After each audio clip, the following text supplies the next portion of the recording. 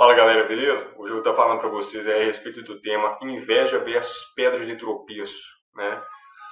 Ou seja, como se relaciona a questão da inveja com a questão da pedra de tropeço.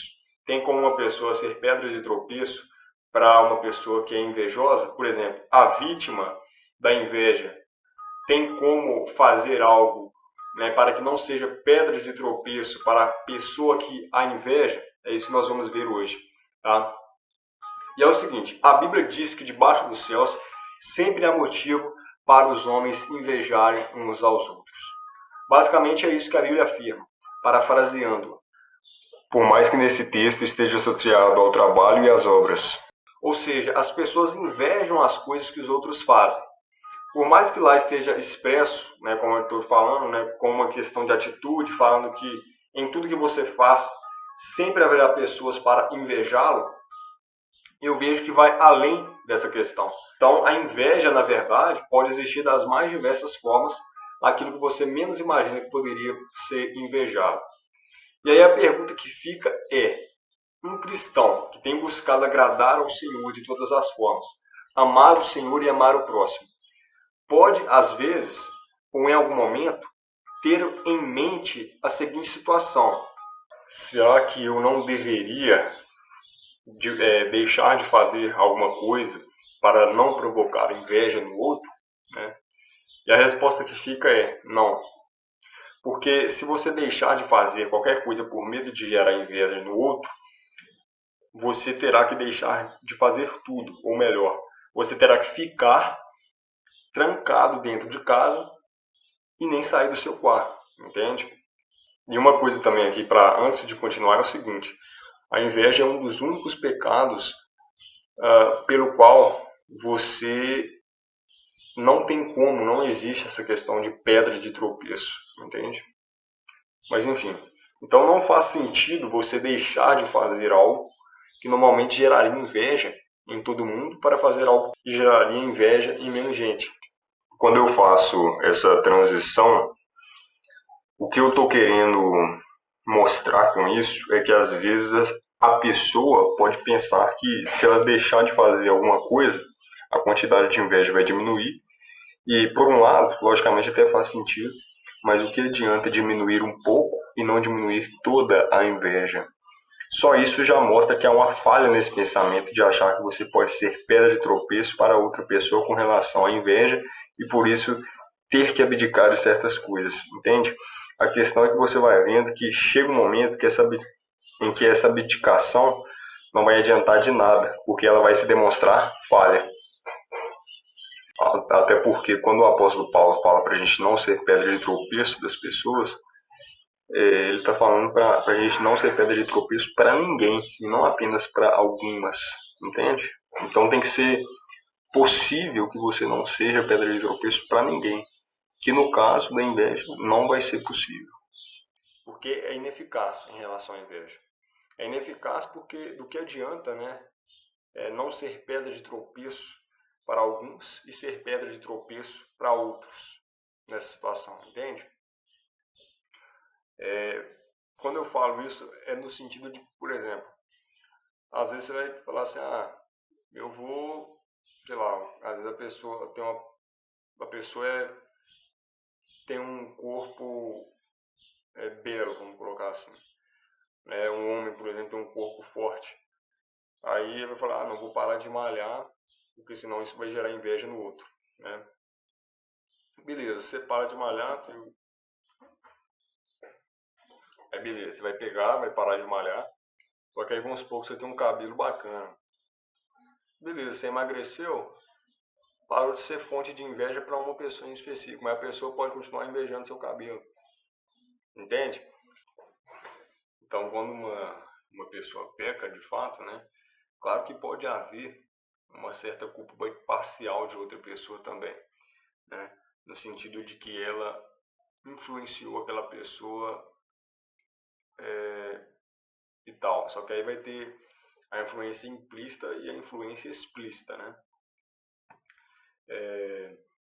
E, né, no caso aí, se ela não tivesse influenciado, talvez, né, você não tivesse pecado, né? Ela foi o gatilho, digamos assim.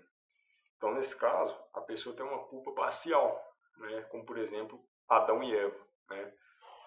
Houve uma escalada onde a serpente tem uma culpa parcial na queda de Eva, e Eva tem uma culpa parcial na queda de Adão. Contudo, na inveja, você não está tendo uma culpa parcial. Não existe essa questão de, você é bonito e por isso te invejo. Ora, você cuida bem da sua beleza, né, que é um princípio bíblico. Você cuida bem da sua saúde, que é um princípio bíblico, né? Então, se alguém, né, te inveja, você não pode simplesmente deixar de fazê-los, até porque não seria momentaneamente, né? Mas eternamente, porque sempre pode haver pessoas que te invejarão, entende? E contrariar um princípio momentaneamente, né? Tudo bem, quando é por um motivo maior, mas nesse caso não seria momentaneamente. E também é o seguinte, a inveja é uma possibilidade de acontecer, não é algo certo, e é subjetivo. E também é por isso, né, fica mais difícil, né, de discernir, porque você não sabe, né? Então, quando o apóstolo Paulo fala para a gente evitar de ser pedra de tropeço para outras pessoas, ele está falando depois que você soubesse explicitamente, entende? Claro, né, isso não indica que se você ficar sabendo que alguém te inveja, se você souber verdadeiramente que a pessoa tem inveja, isso também não significa que você tem que começar a se reduzir por conta dela. Até porque, como já falei, seria ineficaz. No caso de Eva, né, Deus deu um mandamento para ambos não comerem da árvore. E ela falou com Adão para comer. Aí você dirá, Eva não foi pedra de tropeço então? Mas é porque há uma diferença. Eva influenciou Adão a pecar de forma explícita, sabendo que era pecado. Foi uma influência explícita. Você, ao ser você, não está influenciando ninguém. Entende? Então você não está dizendo para a pessoa, me inveje, né? Até porque ninguém vai fazê-lo, né? E implicitamente também, também não. Porque implicitamente seria você, por exemplo, levá-la a esse pecado, né, cometendo o mesmo. Então você percebe que das duas formas possíveis de levar uma pessoa a invejar alguém é através dessas formas. E você não pode dizer, né, que há duas maneiras de influenciar implicitamente. Uma que está cometendo o pecado da inveja e outra que é deixando de renunciar a algumas coisas do seu eu. Porque, como eu já te disse, né, isso é superficial e sempre haverá inveja. Às vezes, se a pessoa, na pior condição material do mundo existir hoje, né, às vezes, se a pessoa, na pior condição material do mundo que existe hoje, isto é, aparência feia, sem propriedades e tudo mais, mas com Cristo e com uma boa moral, pode ser invejada pela outra pessoa por isso. Aí que eu te pergunto, você vai renunciar a Cristo ou a boa moral para não causar inveja alheia? Aí você diz, mas então é isso. O limite máximo para não ser pedra de tropeço para alguém é quando você tem que renunciar à sua fé. Então, aí eu te pergunto, mas então, aí você pode renunciar a toda a sua comida? Não, você vai morrer. Ah, mas é só viver com o mínimo possível, né? Como eu já falei, nós não fomos chamados para negar princípios continuamente, né? Se assim fosse, para que Cristo os estabeleceria? Outra coisa também é o seguinte, às vezes a gente pode pensar nessa questão e lembrar do seguinte, beleza, vamos colocar aí que a pessoa renunciasse tudo, principalmente no que diz respeito à beleza. Ela se reduzisse de tal forma, de maneira que ficasse extremamente feia, por exemplo. Aí você imagina todos os cristãos fazendo isso, porque naturalmente todos os cristãos teriam o mesmo pensamento, né? Que poderia ter pessoas que teriam inveja, por exemplo, ela sabendo explicitamente que tem pessoas que têm inveja, que eu já falei, né? Que isso já dificulta bastante, que normalmente ninguém sabe explicitamente que alguém tem inveja de você, ou enfim. Mas beleza, sabendo explicitamente a pessoa pega e decide fazer isso. Mas aí que está o grande problema. E como que você vai fazer para ganhar? Porque você está renunciando a algo para não ser pedra de tropeço ali, teoricamente, para o invejoso. E como você vai fazer para não ser pedra de tropeço por causa da sua aparência né, para um preconceituoso, por exemplo, que é, tem preconceito contra pessoas feias. Aí quer dizer, é, você vai se tornar pedra de tropeço para o preconceituoso, mas vai parar de ser pedra de tropeço para o invejoso, sabe? Então, assim, por que você pode se tornar pedra de tropeço para o preconceituoso? O preconceituoso vai falar assim, né, ou vaidoso, enfim. Ué, peraí, os caras vão para a igreja, né, principalmente o vaidoso, e ficam mais feios. Para que eu vou para lá, então? Para que eu vou para a igreja? Para que eu vou lá para, né, para... Eles não vão olhar, assim, o sacrifício de Cristo primeiro. Normalmente eles olham o quê? O que o apóstolo Paulo chama, né? Que é a carta viva, né? Nós devemos ser a carta viva de Cristo, né? A Bíblia viva. Então, as pessoas vão olhar para a gente e aí depois elas vão, né, entender a mensagem do Evangelho ali, né?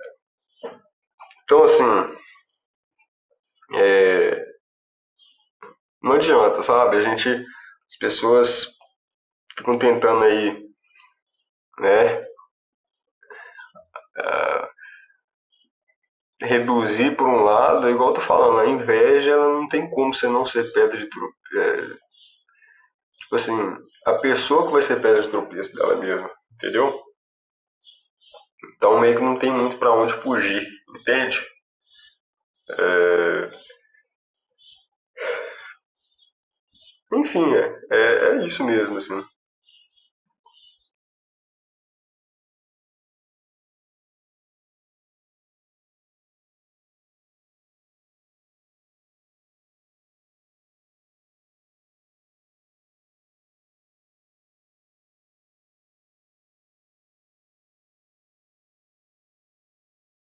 Certo?